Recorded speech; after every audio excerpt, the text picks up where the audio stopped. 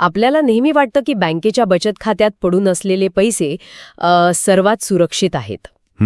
जणू काही ते एका मजबूत तिजोरीत बंद आहेत. हा समज खूप सामान्य आहे. हो ना, पण जर आपण असं म्हटलं की ते पैसे तिथे दररोज स्वतःचं मूल्य गमावत आहेत तर म्हणजे हा केवढा मोठा विरोधाभास आहे. सुरक्षित वाटणारी जागाच पैशांची खरेदी क्षमता हळूहळू कमी करत असते. अगदी बरोबर. कारण महागाईचा राक्षस रोज त्या पैशांना थोडे थोडे खात असतो. नेमकं तेच. आणि म्हणूनच आजच्या या विशेष सखोल चर्चेत आपण याच गुंतागुंतीच्या विषयाची उकल करणार आहोत. आपल्यासमोर विद्यावाचस्पती विद्यानंद यांच्या the wealth compass balancing short and long term investments या लेखनातून घेतलेले काही अत्यंत महत्त्वाचे स्रोत आहेत. हो, आणि हे स्रोत खरोखरच डोळे उघडणारे आहेत. खरंच. तर आजचा आपला उद्देश हाच आहे की पैशांची गुंतवणूक नेमकी कशी करावी, अल्पकालीन सुरक्षेचा मोह आणि दीर्घकालीन वाढीची गरज यात योग्य दिशा कोणती हे आपण सविस्तर समजून घेऊया. नक्कीच. या स्रोतांचा अभ्यास करताना एक गोष्ट प्रकर्षाने जाणवते, ती म्हणजे गुंतवणुकीकडे पाहण्याचा बहुतांश लोकांचा दृष्टिकोन अत्यंत एकांगी असतो. आपण फक्त परताव्याच्या किंवा रिटर्न्सच्या आकड्यांच्या मागे धावतो. हो, किती टक्के मिळतायत हाच एक प्रश्न असतो. बरोबर. पण द वेल्थ कंपसमध्ये एक वेगळाच विचार मांडला आहे. इथे सर्वात रंजक गोष्ट म्हणजे पैशांची गुंतवणूक ही केवळ संपत्ती एका ठिकाणाहून दुसऱ्या ठिकाणी वळवण्याची क्रिया नाहीये. मग ती नेमकी काय आहे? ती स्वतःच्या भविष्यातील गरजा आणि वर्तमानातील जोखीम यांच्यात समन्वय साधणारी एक सजीव प्रक्रिया आहे. अल्पकालीन आणि दीर्घकालीन गुंतवणूक या दोन्हीचे नियम पूर्णपणे वेगळे आहेत. आणि हे समजून न घेतल्यामुळेच खरा गोंधळ उडतो नाही का? लोक बऱ्याचदा चुकीच्या उद्दिष्टासाठी चुकीचं साधन निवडतात. अगदी तसंच होतं. बरं, आपण या स्रोतातील पहिल्या महत्त्वाच्या संकल्पनेपासून सुरुवात करूया. लेखकाने अल्पकालीन गुंतवणुकीला तरलतेची ढाल किंवा शील्ड ऑफ लिक्विडिटी असं म्हटलं आहे. खूपच चपखल शब्दप्रयोग आहे हा. हो. आता अल्पकालीन म्हणजे साधारणपणे काही महिने ते 1-2 वर्षांसाठी केलेली गुंतवणूक. पण इथेच मला एक मोठा प्रश्न पडतो. कोणता प्रश्न? म्हणजे बघा, जर रिटर्न फक्त 4 किंवा 5% असेल आणि महागाईचा दर 60% असेल, तर ही खरोखर गुंतवणूक आहे का? आपण अधिक फायद्याला मुकत तर नाही ना? हे तर गणितानुसार निव्वळ नुकसान वाटतं. हाच तो भ्रम आहे जो आपल्याला दूर करायचा आहे. गुंतवणुकीचा अर्थ नेहमी फक्त पैसे वाढवणे असा नसतो. अल्पकालीन गुंतवणुकीचा मुख्य गाभा परतावा नसून तरलता म्हणजेच लिक्विडिटी हा आहे. तरलता म्हणजे पैसे लगेच उपलब्ध असणे. अगदी बरोबर. जेव्हा पैशांची नितांत गरज असते तेव्हा ते पैसे किती वेगाने आणि कोणत्याही नुकसानीविना हातात मिळू शकतात, ती क्षमता. आर्थिक जगात एक साधा नियम आहे. तरलता आणि परतावा हे एकमेकांच्या विरुद्ध दिशेने चालतात. अच्छा, म्हणजे दोन्ही एकत्र मिळू शकत नाहीत? हो ना. जर पैसे लगेच आणि सुरक्षित हवे असतील तर परताव्याची अपेक्षा कमी करावीच लागते. Bank FD, liquid mutual fund हे याचे उत्तम नमुने आहेत. पण मग याला ढाल का म्हणायचं? ढाल तर युद्धात वापरतात. कारण ढालीचं काम युद्ध जिंकून देणं नसतं, तर अचानक होणाऱ्या हल्ल्यापासून वाचवणं असतं. समजा एखाद्या व्यक्तीची गाडी अचानक खराब झाली किंवा घरात तातडीची वैद्यकीय आणीबाणी उद्भवली. अशा वेळी पैसे लगेच लागतात. बरोबर. आता समजा त्या व्यक्तीचे सर्व पैसे रिअल एस्टेटमध्ये म्हणजे जमिनीत गुंतवले आहेत आणि रविवारी सकाळी अचानक पैशांची गरज पडली, तर जमिनीचा तुकडा विकून 2 दिवसात पैसे उभे करता येत नाहीत. बापरे, ते तर शक्यच नाहीये. तिथे तरलता 0 असते. अशावेळी जर लिक्विड फंडमध्ये किंवा FD मध्ये पैसे नसतील तर अत्यंत चढ्या व्याजाने कर्ज घ्यावं लागतं. म्हणजेच अल्पकालीन गुंतवणूक ही परतावा देत नाही, पण ती अचानक येणाऱ्या संकटात माणसाला वाचवते. अरे वा, हे म्हणजे एखाद्या गाडीच्या शॉक ॲब्झॉर्बर सारखं झालं की? शॉक ॲब्झॉर्बर म्हणजे शॉक ॲब्झॉर्बर गाडीचा वेग वाढवत नाही, पण खड्ड्यातून गाडी जाताना तिचं चाक तुटू देत नाही. ती गाडीला वाचवते. क्या बात आहे. हे उदाहरण अगदी चपखल आहे. अल्पकालीन गुंतवणूक हीच भूमिका बजावते. म्हणजे आपण जास्त परताव्याचा त्याग करतोय कारण आपल्याला उपलब्धतेची गॅरंटी हवी आहे.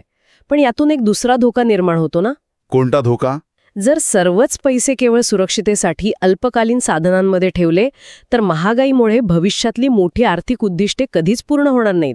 म्हणजे शॉक ॲब्झॉर्बर गाडीला वाचवेल, पण गाडीला पुढे नेण्यासाठी एका शक्तिशाली इंजिनची गरज असतेच. अगदी अचूक ओळखलत. आणि इथेच आपण स्रोतातील पुढच्या आणि अधिक गुंतागुंतीच्या टप्प्याकडे वळतो, दीर्घकालीन गुंतवणूक आणि कंपाऊंडिंग म्हणजेच चक्रवाढ व्याजाची जादू. हो, कारण जर अल्पकालीन गुंतवणूक आजची गरज भागवते तर भविष्यातील मोठी संपत्ती कशी निर्माण होते हे समजणं महत्वाचं आहे. नक्कीच. जेव्हा आपण 5, 10 किंवा 20 वर्षांचा विचार करतो तेव्हा नियम पूर्णपणे बदलतात.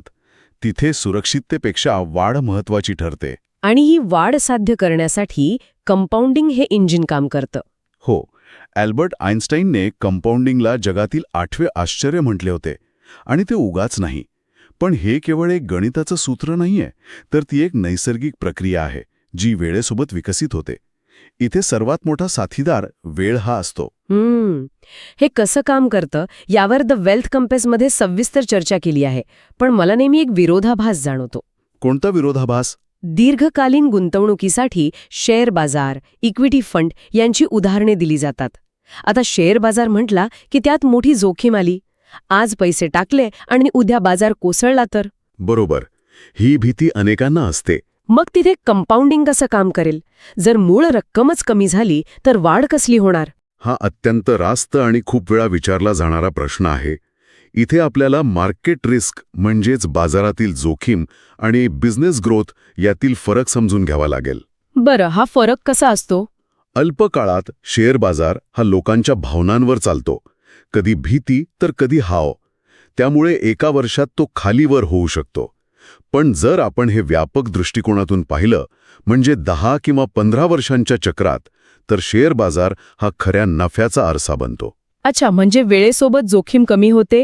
हो, जर आपण चांगल्या फंडात पैसे गुंतवले तर पहिल्या काही वर्षात मिळणारा परतावा मूळ रकमेत जमा होतो. पुढच्या वर्षी व्याज हे केवळ मूळ रकमेवर मिळत नाही, तर त्या जमा झालेल्या परताव्यावरही मिळतं. अरे वा, हा तर तो स्नोबॉल इफेक्ट वाटतोय मला. स्नोबॉल इफेक्ट म्हणजे कसं? म्हणजे हे बघा, एका छोट्या बर्फाच्या गोळ्याला उतारावरून खाली ढकललं की तो जसा खाली जातो तसतसा आजूबाजूचा बर्फ त्याला चिकटून तो स्वतःहून विशाल होत जातो. तसंच काहीसं ना? अगदी तसंच. पण त्यामागील यांत्रिकी समजून घेणं महत्वाचं आहे. तो गोळा केवळ गोल फिरत नाही, तर त्याचा पृष्ठभाग प्रत्येक चक्रासोबत वाढत जातो. आणि पृष्ठभाग जेवढा मोठा तेवढा अधिक बर्फ तो ओढून घेतो. बरोबर. कंपाऊंडिंग अगदी असंच काम करतं. 15व्या वर्षी जो परतावा मिळतो तो केवळ मूळ रकमेवर नसून त्या आधीच्या 14 वर्षात जमा झालेल्या नफ्यावरही असतो. म्हणूनच दीर्घकालीन गुंतवणुकीत शेवटची काही वर्ष ही सुरुवातीच्या वर्षांपेक्षा जास्त संपत्ती निर्माण करतात. अगदी अचूक. आणि बाजारातील चढउतार हे वेळेसोबत सौम्य होतात, कारण जागतिक अर्थव्यवस्था प्रगती करतच असते. हे ऐकायला खूप लॉजिकल आणि सोपं वाटतं. म्हणजे अल्पकालीन गरजांसाठी सुरक्षेची ढाल वापरायची आणि दीर्घकालीन गरजांसाठी वेळेचा वापर करून कंपाऊंडिंगचं इंजिन चालवायचं. सोपं आहे ना? ऐकायला सोपं आहे, पण जर हे गणित इतकं साधं आणि स्पष्ट आहे तर मग समाजात इतके आर्थिक प्रश्न का निर्माण होतात? सगळीच लोक 15-20 वर्ष पैसे का गुंतवून ठेवत नाहीत? इथेच गणिताची सूत्र पुरी पडतात आणि मानवी आयुष्यातील अनिश्चितता सुरू होते. हा या स्रोत सामग्रीचा अत्यंत कळीचा मुद्दा आहे. म्हणजे हे सर्व आधीच ठरवणं खरोखर शक्य असतं का? नाही ना.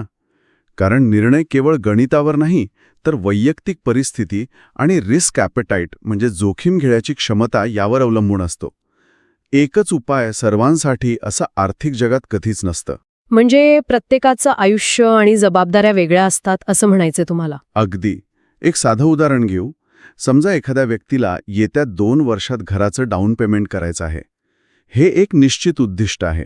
बरोबर. अशा वेळी जर जास्त परतावा मिळवण्याच्या हव्यासापोटी ते सर्व पैसे शेअर बाजारात टाकले आणि नेमक्या 2 वर्षांनंतर मंदीमुळे बाजार 30% खाली आला, तर काय होईल? तर घराचं स्वप्न तिथेच भंग पावेल, कारण वेळेची मर्यादा असल्यामुळे बाजार पुन्हा सावरण्याची वाट पाहता येणार नाही. अगदी तसंच. अशा परिस्थितीत शहाणपणाची गुंतवणूक शेअर बाजार नसून फिक्स्ड डिपॉझिट हीच असते.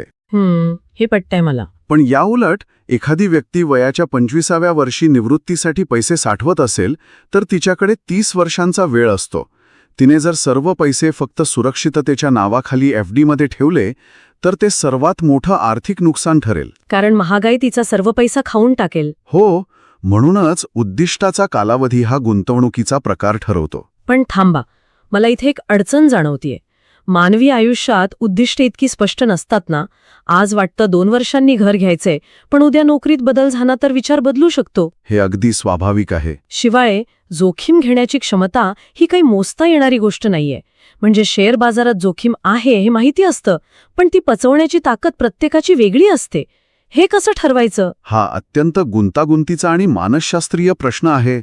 जोखीम क्षमता 2 गोष्टींवर अवलंबून असते. पहिली आर्थिक क्षमता, म्हणजे नुकसान झालं तरी दैनंदिन गरजांवर परिणाम होणार आहे का? आणि दुसरी मानसिक क्षमता, रात्री शांत झोप लागणं हे कोणत्याही परताव्यापेक्षा मोठं असतं. जर पोर्टफोलिओ तोट्यात दिसल्यावर एखाद्याला अस्वस्थ वाटत असेल तर त्याची मानसिक जोखीम क्षमता कमी आहे असं समजावं. तर मग या सगळ्याचा अर्थ काय? आपण हा समतोल कसा साधायचा? कारण जर आपण दोन्ही टोकांवर चालू शकत नाही, तर मधला रस्ता निवडणे हाच पर्याय उरतो. बरोबर. आणि यातून मार्ग काढण्यासाठी स्रोतामध्ये एक अतिशय प्रभावी धोरण सुचवले आहे, ज्याला आपण सुवर्ण मध्य किंवा बॅलन्स्ड अप्रोच म्हणू शकतो. हा सुवर्ण मध्य नेमका दिसतो कसा? संतुलित दृष्टिकोन याचा अर्थ ॲसेट अलोकेशन किंवा संपत्तीची योग्य विभागणी. आपली सर्व अंडी एकाच टोपलीत न ठेवणं. म्हणजे थोडक्यात सांगा ना. प्रॅक्टिकल अर्थ असा की गुंतवणुकीचा काही भाग हा अल्पकालीन साधनांमध्ये असावा, जो आपत्कालीन निधी म्हणून काम करेल, आणि उरलेला मोठा भाग हा दीर्घकालीन वाढीसाठी इक्विटीमध्ये असावा. अरे वा, मला इथे एक वेगळाच दुवा लागतोय बघा. मघाशी आपण ज्या शॉक ॲब्झॉर्बरची चर्चा केली त्याचा आणि या दीर्घकालीन इंजिनचा अत्यंत जवळचा संबंध आहे. कसा काय? जर आपण आपत्कालीन निधी सुरक्षित ठिकाणी ठेवला असेल तर शेअर बाजार कोसळला तरी आपण घाबरून दीर्घकालीन गुंतवणूक मोडून काढणार नाही. म्हणजे अल्पकालीन गुंतवणूक ही केवळ आपत्कालीन खर्चासाठी नाही, तर ती एका अर्थाने आपल्या दीर्घकालीन गुंतवणुकीचे संरक्षण करण्यासाठी असलेली ढाल आहे. क्या बात आहे, किती अचूक विश्लेषण आहे हे. यावरून एक महत्वाचा प्रश्न उभा राहतो.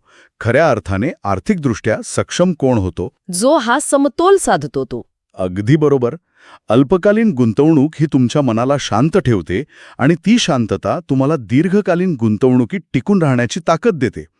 जर हातात आपत्कालीन निधी नसेल आणि बाजार पडला तर भीतीपोटी माणूस शेअर नुकसानीत विकून मोकळा होतो. हे खरंच आश्चर्यकारक आहे. आपण नेहमी असं मानतो की फायनान्स म्हणजे फक्त आकडे आणि बॅलन्स शीटचा अभ्यास, पण हे तर पूर्णपणे मानसिक चाचणीसारखं आहे. हो, हे 80% मानसशास्त्र आणि केवळ 20% गणित आहे. द वेल्थ कॉम्पासमध्ये यावर परखड भाष्य केलंय की गुंतवणूक ही केवळ पैशांची योजना नसून ती शिस्त, संयम आणि दूरदृष्टी यांची परीक्षा आहे. खरंच की बाजारात घसरण होते तेव्हा पळून जाण्याची जी नैसर्गिक मानवी प्रवृत्ती असते तिच्यावर मात करून संयम ठेवणं हे एखाद्या युद्धापेक्षा कमी नाही. नक्कीच. जोखीम आणि सुरक्षितता यात जो योग्य समतोल साधायला शिकतो तोच खऱ्या अर्थाने संपत्ती निर्माण करू शकतो. तर आजच्या या अत्यंत माहितीपूर्ण आणि सखोल चर्चेचा सारांश काढायचा झाला तर चित्र स्पष्ट आहे. गुंतवणूक ही एक 2 पदरी रणनीती आहे. एका बाजूला तरलतेची ढाल आहे आणि दुसऱ्या बाजूला चक्रवाढ व्याजाचे इंजिन आहे. आणि या दोन्ही गोष्टींना जोडणारा सुवर्णमध्य माणसाच्या मानसिक संयमावर अवलंबून असतो. अगदी. ही केवळ पैशांच्या व्यवस्थापनाची नाही तर स्वतःच्या मनावर नियंत्रण मिळवण्याची कला आहे.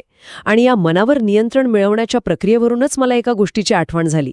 कोणती गोष्ट? हा विचार थेट स्रोत सामुग्रीत नाहीये, पण ऐकणाऱ्यांसाठी एक नवा विचार सोडून द्यावासा वाटतो.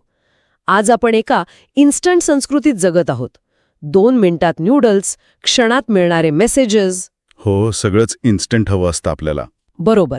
आपल्या मेंदूला प्रत्येक गोष्टीचा निकाल लगेच मिळण्याची सवय लागली आहे. अशा काळात जिथे संयम हा शब्दच लुप्त होत चाललाय, तिथे दीर्घकालीन गुंतवणुकीसाठी 15-20 वर्ष शांतपणे वाट पाहणे हे आजच्या या इन्स्टंट संस्कृतीच्या विरोधात केलेला सर्वात मोठं, सर्वात धाडसी आणि अत्यंत फायदेशीर बंड नाही का? यावर नक्की विचार करा. आपण पुन्हा भेटू अशाच एका नवीन आणि सखोल विश्लेषणासह.